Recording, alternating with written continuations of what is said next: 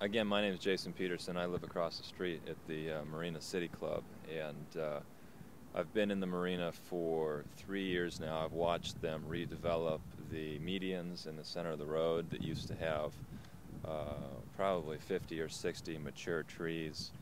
I'm now watching them redevelop the lagoon here, and I think it's really a tragedy the way that they're going about doing it. I think it is always nice to keep the infrastructure in good shape, but you really don't have to destroy the ecology of the environment and the neighborhood to do so. I mean, first off, with the medians, they in many cases didn't need to chop down trees that with the little saplings they replaced them with. It'll be years, if not decades, until we have something similar like we had. And then here in the lagoon, there are hundreds of trees that have already been cut down, and whatever they replace those with will be nascent trees that won't be fully developed again for decades. So it's going to affect, for someone like myself, the quality of life for as long as I can foresee myself living here in the marina. So it's really destroying my quality of life and impacting the ecology tremendously in the process. So I think it's really unfair to the people that live here to be so short-sighted in the way that they're going about maintaining the infrastructure and redeveloping the marina. I'd like to see more credence put towards maintaining the development of the flora and the fauna. You know, these trees, I keep going back to the trees, right? They take years and years to grow. And obviously, as I understand now, there are certain species that inhabit the trees, and the trees are necessary for their survival.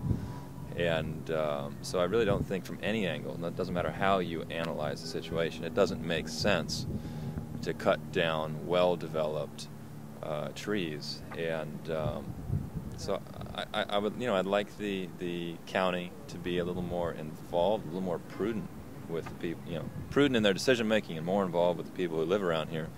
In the specific case of this lagoon, my understanding is it was set aside as a preserve during the development of the marina.